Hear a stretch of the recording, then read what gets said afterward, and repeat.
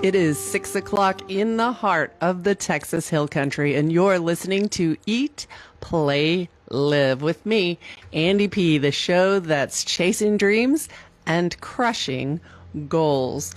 My goal here is to help you live a healthier, happier, more balanced life.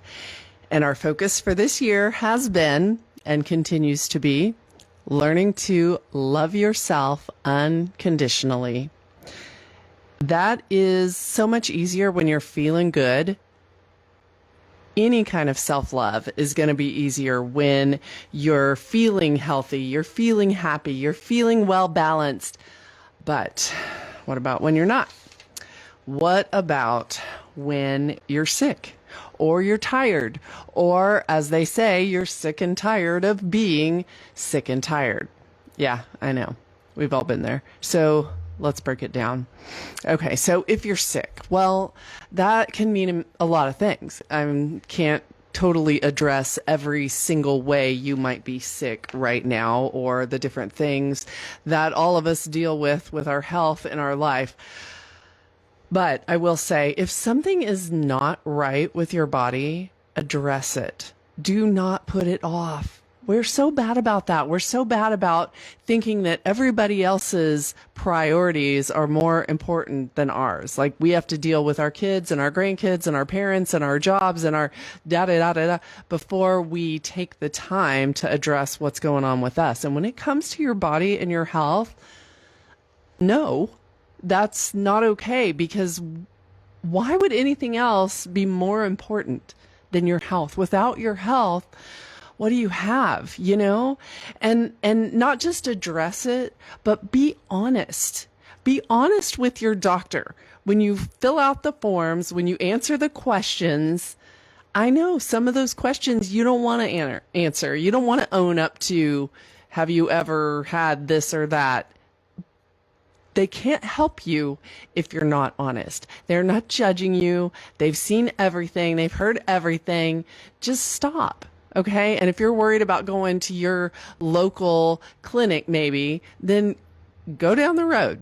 You know, it's up to you to do what you have to do so that you can get the help you need. So be honest with your healthcare provider and with the people who care about you. Maybe it's just one person. Maybe you just have a trusted friend or trusted family member that you can be completely honest with about what is going on with you. Because sometimes we fool ourselves, you know, or sometimes we don't fully hear what the doctor says. So if you have someone else that you're being completely open and honest with, then maybe they can ask the hard questions. Maybe they can help direct you in a way that you might be afraid to do on your own, or you might just not know, you know? Why do we hide? Why do we hide things that are going on with our bodies? You know, I'm sure you've heard it said, our secrets keep us sick. Well, you know, when I've heard that in the past, I always interpreted it as dealing with like emotional wounds or the skeletons in the closet. Our secrets keep us sick. They keep our families sick. They keep us from getting that soul health. But also, in a physical way, our secrets can keep us sick, because if you're not giving your healthcare professional all the information they need, then your secret could very well be keeping you sick. You know, whether you're dealing with, maybe it's a mental health issue and you don't want to own up to it. Maybe you have cancer and you're embarrassed. Maybe it's in an embarrassing part of your body that you don't want to talk about. Maybe there's an injury and you don't want to admit how it happened because you were doing something really stupid, putting yourself in jeopardy. Well, you know what? Get over yourself. Just get over it. Just be honest. You did something stupid, or you didn't. And you just got something. Well, it happens. It happens. So do not put your health at further risk because you are afraid to just be honest and just own up to what you're doing. Because you know what it is? It's pride. It's pride that's getting in the way. It's you not wanting to admit maybe that you have some sort of weakness, or maybe that you're just afraid. But that is pride. Pride dictating your course of action. Pride comes before the fall, right? That's biblical. And it's no joke. It really does. So do not let pride keep you from getting well, getting the help you need. And it can hurt the people that care about you. They want to help you. They want to make sure you're well and that you're sticking around for a real long time. Do not let pride rob them of that. So address what's going on in your body, be honest about it, and fight it with all the tools at your disposal. Doctors and medications, of course. I don't love medication. I like to find more natural ways to fix things, but sometimes you gotta go with pharma. You just got to go with the proven, tried and true method of fixing what ails you. But there are other things too, nutrition and vitamins and sunshine and exercise. All of those things can work together hand in hand to increase the odds of survival. They can increase how quickly you recover, maybe from a surgery, an injury, something like that. Perhaps you need an alternative therapy, maybe like acupuncture or some kind of herbal remedy. There was one I was thinking of, but I don't think it's legal, so I probably shouldn't recommend illegal ways of action. But you look it up. I mean, there's something out there. And we have the internet at our disposal. You can look up anything. You can find resources for anything that's going on with you. Maybe you just need to meditate. Start by meditating and just helping kind of settle your mind with what's going on in your body, breathing and tuning in to what is going on with you. And it can kind of help you wrap your mind around what you're dealing with. I find I use it for stress. It makes a lot of sense that meditation would help with stress, but it can help with other things as well. So all I'm saying is just put your health first. Putting your health first is probably the most important way to love yourself unconditionally. So what about the tired, right? We're talking about sick and tired of being sick and tired. Well, okay, tired it can be a lot of things, Let's take a look. I've got some different things that might cause fatigue and sleepiness and what you can do about them. So the first one is fairly obvious. You're not getting enough sleep and now you're tired.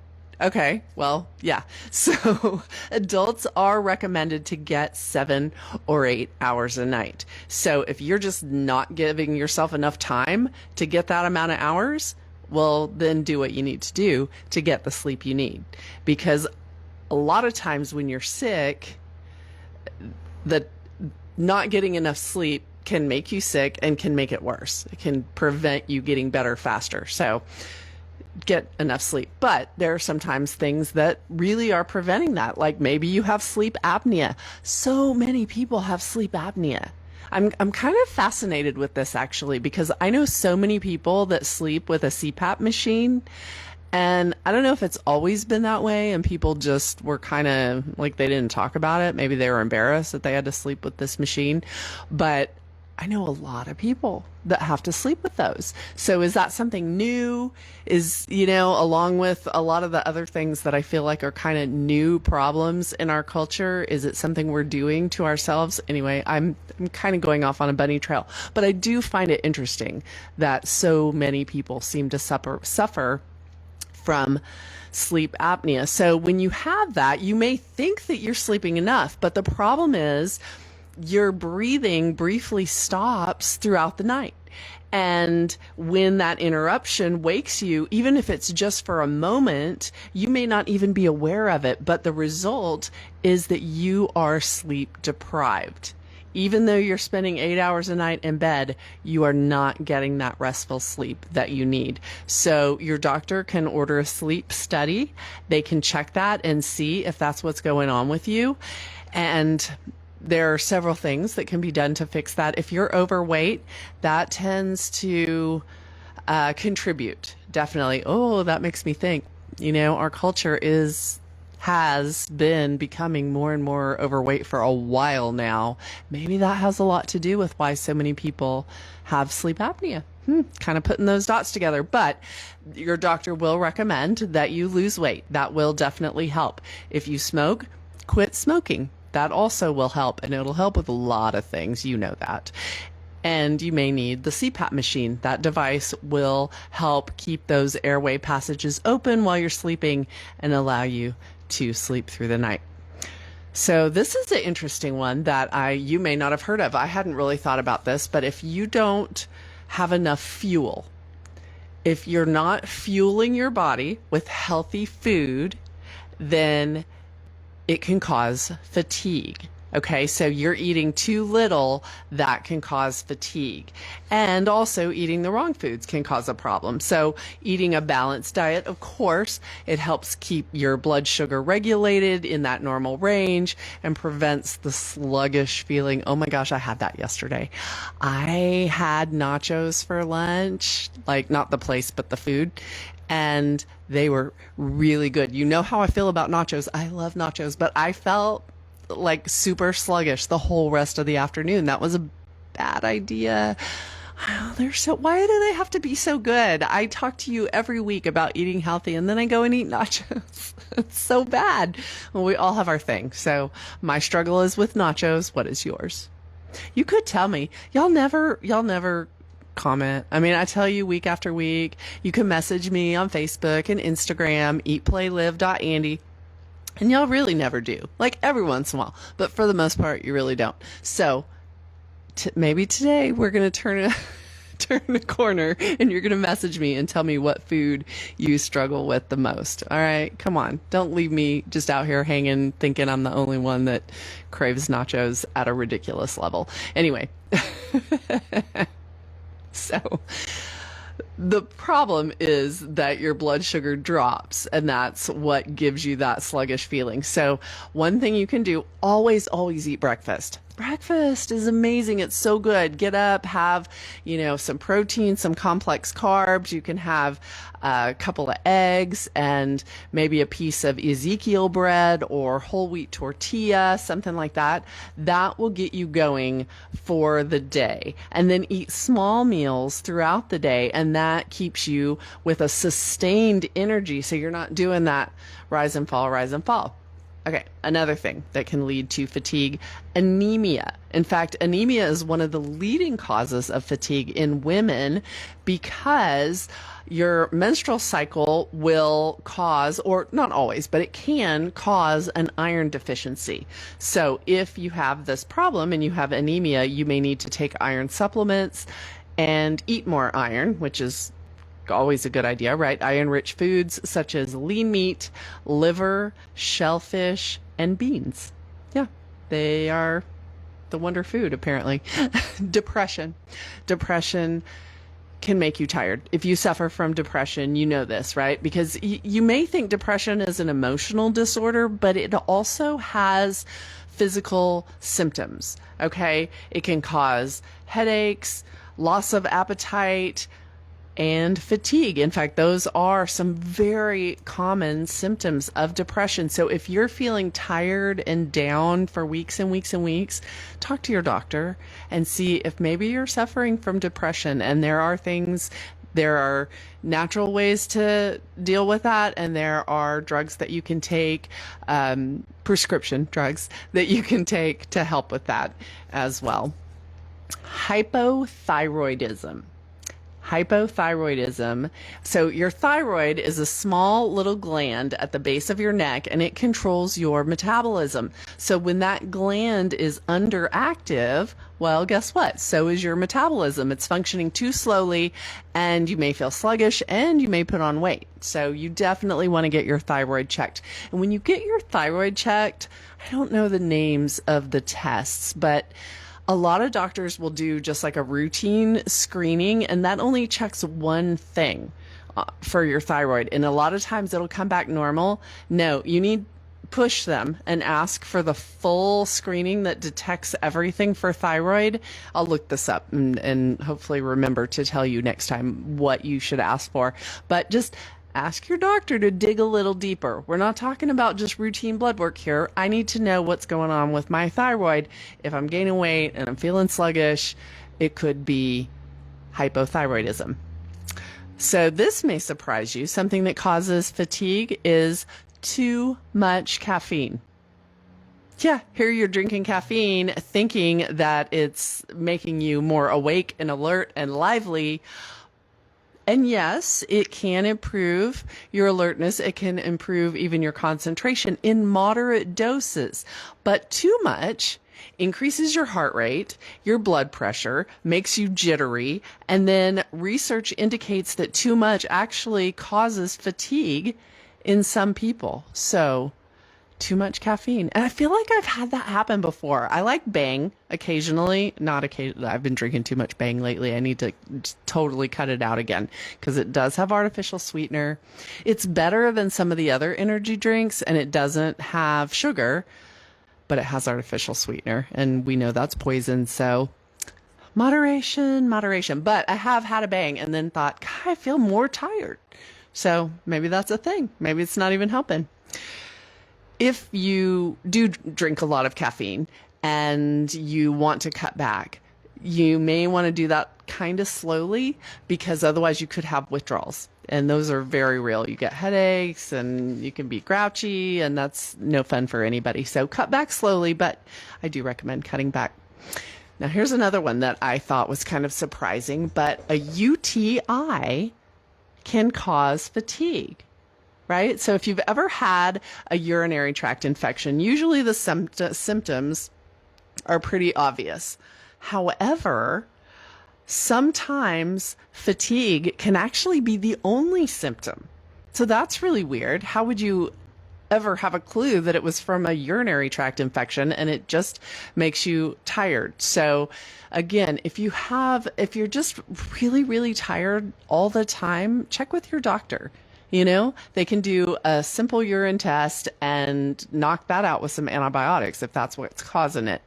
Now, it could be something more serious like diabetes. People with diabetes, so abnormally high levels of sugar remain in the bloodstream instead of entering the body's cells where it would be converted into energy. The result is a body that runs out of steam despite having enough to eat. So if you have persistent, unexplained fatigue, you may want to ask your doctor about being tested for diabetes. Dehydration. Another, I know, there's a lot of things that are just kind of surprising, but fatigue can be a sign of dehydration. So whether you're working out or whether you're even just working behind a desk, your body needs water to work well and to keep cool. So if you notice that you're thirsty, then you're already dehydrated. Yeah, you need to just be drinking water all day, every day. Keep some with you everywhere you go. Take it with you. Just have it. You'll be amazed at how much more water you drink just having it right there on hand. And it's so good. And I know I've told you about my obsession with chia seeds, but a few months back, it's been quite a few months back now, I read that if you put chia seeds in your water, it can help kind of prolong the hydration because the seeds absorb the liquid. And so then as your body is processing them, I guess, that you've got that liquid in there longer. I don't know, but I've been putting them in my water and I love it. It's weird. They have a weird consistency and they do get stuck in your teeth. So you got to check your teeth periodically. But I will tell you that I constantly have chia seeds in my water. And yeah, if you see me chewing my water, that's why. But give it a try. You may like it. You never know. So, all right, go with that. Heart disease. Okay, when fatigue strikes you during everyday activities you've done for years, cleaning the house, weeding your yard, whatever, just doing your normal day-to-day stuff, and all of a sudden it makes you super tired and you just don't feel like you're up for the job, well, talk to your doctor, because there may be something going on with your heart and it's preventing you from being able to complete those tasks. It's making you tired. Your body is telling you something. You should not be tired all the time. You shouldn't. I mean, that's why I'm going through all this. It's not normal to be tired all the time. You should not need. Now, of course, we all need a cup of coffee in the morning. That's definitely normal, but you shouldn't need more energy drinks throughout the day. You shouldn't need to be artificially keeping yourself awake. You shouldn't need that. That's not normal. So pay attention to your body. And if you are tired all the time, you need to find out what's going on with that. Okay.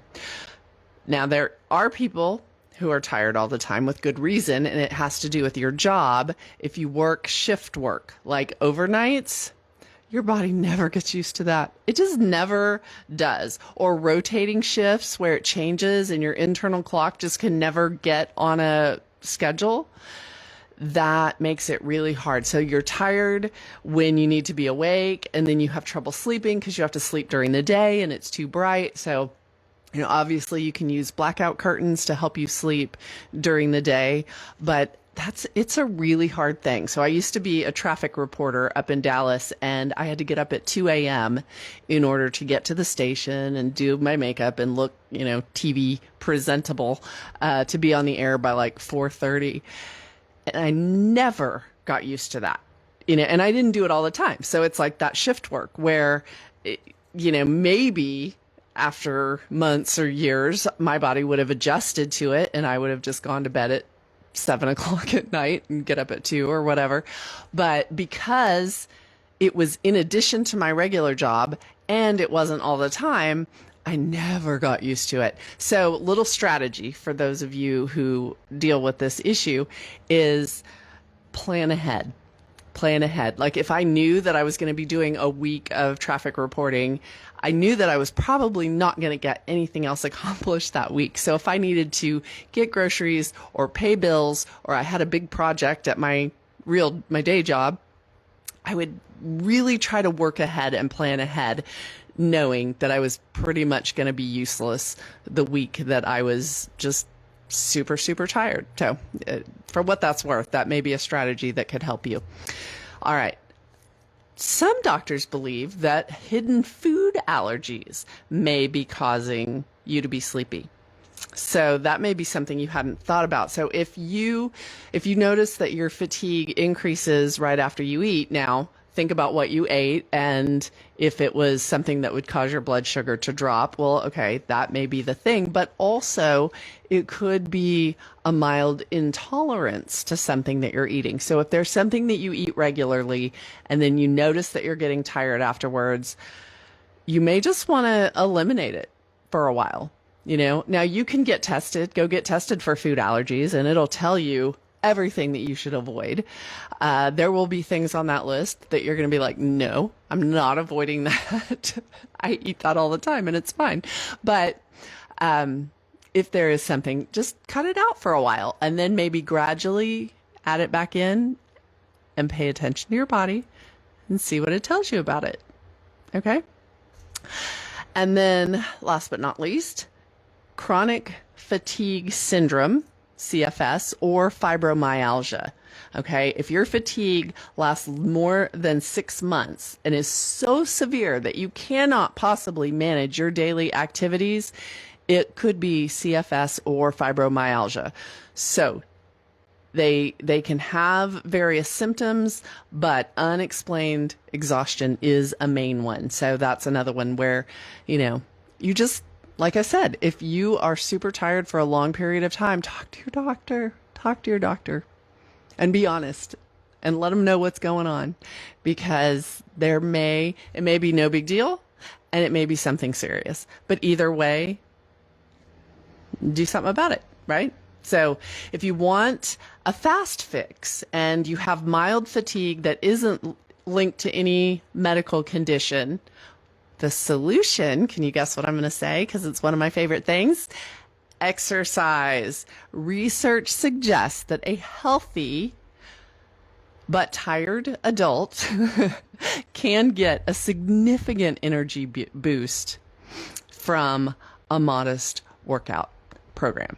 Yes. So something as simple as riding a stationary bike for 20 minutes, not even riding hard, just riding at a fairly easy pace will be enough. Do this like 3 times a week. That alone will be enough to help you fight fatigue. And I recommend, if you can, do your modest exercise outside. It's not going to work really well with a stationary bike, but a regular bike or a walk or whatever. You know what I say, fresh air and sunshine will always help. So you may notice how much of these suggestions can be summed up with my 3 very favorite points. Eat healthy, play in the sunshine, and live in the present. Do these things and you cannot help but live a happier, healthier, more balanced life. Not a perfect life, but we strive for progress, not perfection. I'm Andi P, and I'm reminding you that perfection is boring. Failure isn't final. Failure isn't fatal. Success isn't final. Just keep going. You got this. And keep joining me right here every Thursday at 6 p.m. for Eat, Play, Live. Until next week, have a great one. Peace out.